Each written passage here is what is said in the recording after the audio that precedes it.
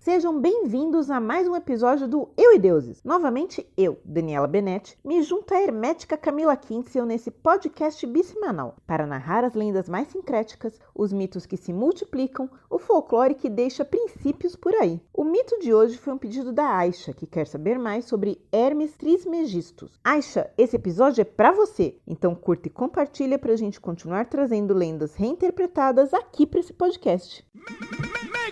Sim, Hermes Trismegistus é um daqueles casos de sincretismo entre divindades que a gente adora aqui no podcast. Para quem curte mitologia grega, já sabe onde isso começa. Sim, com o Hermes grego, o mensageiro dos deuses que tinha asinhas no pé muito antes do namoro da Marvel. Acontece que os gregos, que tinham lá seus contatos com os egípcios, descobriram que o deus Thoth era muito semelhante ao seu Hermes. Thoth era considerado o inventor das letras do alfabeto, sendo que a escrita era uma coisa dos deuses e, portanto, ele era o revelador, o profeta e intérprete da divina sapiência e do divino logos, ou seja, do conhecimento da sabedoria divina. E ele passava o recado dos deuses para os homens e ajudava a entender qual era aquele recado, né? Então ele mandava o papo reto para a humanidade e ajudava a traduzir os desígnios divinos. Assim, os gregos chamaram Thoth de Hermes Trismegisto, o que significa 3 vezes grandíssimo. Mas essa figura ganhou impulso mesmo lá na chamada Antiguidade Tardia, o começo da Era Cristã, séculos 2 e 3, onde alguns autores consideravam Hermes Trismegisto, bem como outros personagens lendários antigos, como sendo a mesma pessoa do patriarca bíblico Enoque. Então juntaram tudo numa figura bíblica. Outros começaram a imaginar que ele foi um grande sábio que teria vivido entre 2500 a 1500 anos antes de Cristo e que esse sábio teria sido tão sensacional que teria inspirado os deuses Thoth e Hermes.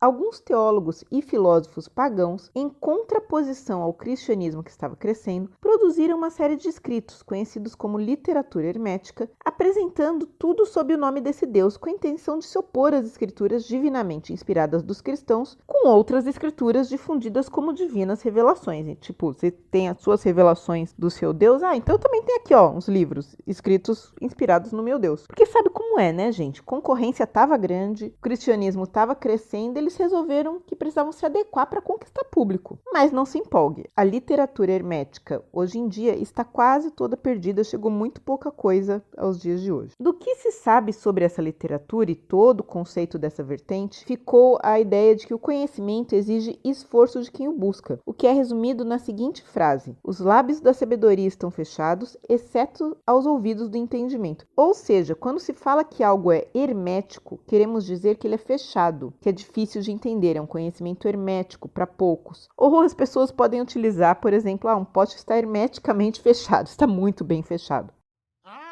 Agora eu entendi! Agora eu saquei! Agora todas as peças se encaixaram! Do que chegou até nós, até os dias atuais, sobre o hermetismo, existem 2 grandes obras. O Corpus Hermeticum, que é um conjunto de textos iniciáticos datados provavelmente do século I ao século III, que representam a fonte de inspiração do pensamento hermético e neoplatônico renascentista, Então aquela coisa de buscar os clássicos da antiguidade, de se inspirar na sabedoria antiga que os renascentistas trouxeram. Na época, acreditava-se que a obra remontasse à antiguidade egípcia, anterior a Moisés, e que nela estivesse contido também o prenúncio do cristianismo. Ou seja, apesar de ser concorrente, ela falaria do que seria o cristianismo lá na frente. E a outra obra é o Kybalion, uma obra de 1908, escrita por 3 iniciados do hermetismo, mas sem autoria oficialmente reconhecida. Ela reúne trechos dos escritos herméticos antigos, do que seriam esses escritos, como a Tábua de Esmeralda, que era famosíssimo, entre outros. O livro aborda 7 principais leis herméticas, que se baseiam nos princípios que regeriam todas as coisas. A palavra Kybalion seria um derivado grego da mesma raiz da palavra Cabala, que em hebraico significa recepção. Mas essa origem do nome não é oficialmente reconhecida, tá, gente? Isso daí é tudo uma suposição. Para os estudiosos, tanto a autoria como a origem do nome do livro permanecem desconhecidos. O livro descreve as seguintes leis herméticas. Lei do mentalismo. O todo é mente, o universo é mental. De que o universo, todas as coisas e Deus seria uma coisa originada na mente.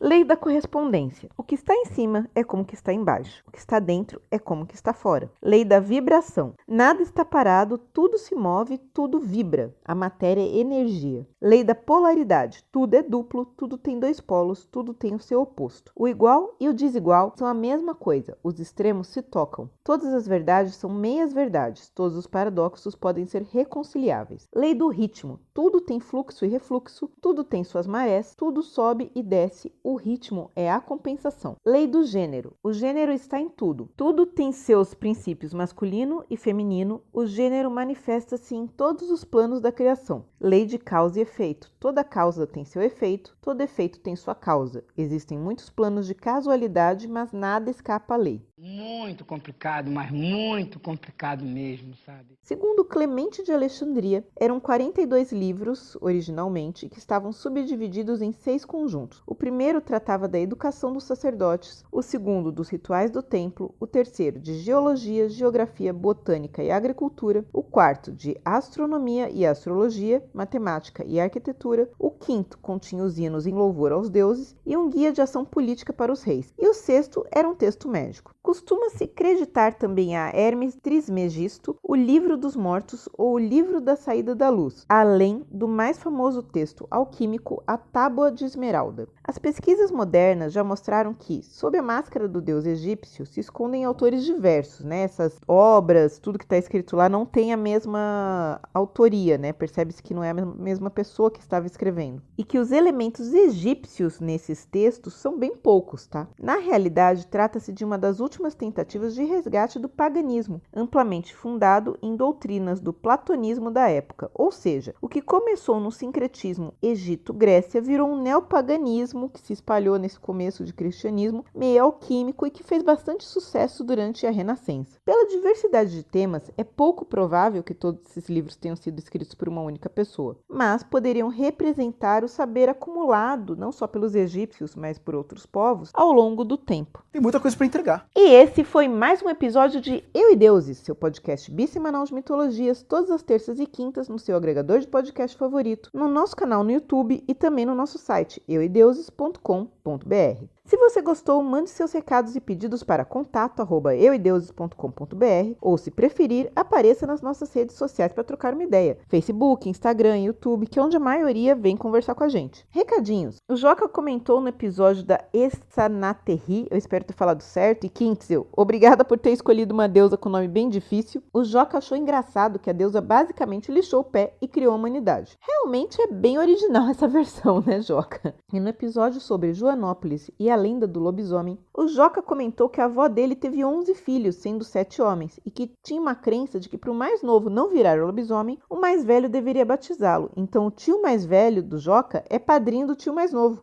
Já o pessoal do Banheirão Podcast, que é um podcast que a gente recomenda, a gente já participou lá, vão ouvir, gente. Eles comentaram apenas medo. Calma, gente. O lobisomem de Joanópolis é gente boa. Pelo menos é o que dizem na cidade, tá? Eu não fui lá para conferir. E a Helenara Leitão comentou no episódio do Vale do Amanhecer que ela visitou o local quando morou em Brasília e achou fascinante. Obrigada por compartilhar a experiência e seja bem-vinda, Helenara. E como sempre a gente pede, se você gostou, compartilhe com os amigos, ajude a divulgar o podcast, que isso faz a gente crescer e continuar no ar. Ah, recadinho 2, um lembrete. O ano tá terminando, então a temporada do podcast também. A gente vai até o dia 15 de dezembro e volta só dia 15 de janeiro, ok? Que todo mundo aqui também precisa de um descanso. E fica aquela dica para você obter um conhecimento que é acessível a todos, que não precisa ser hermético. Vai ler uns livros. Até o próximo Eu e Deuses. Bye, bye.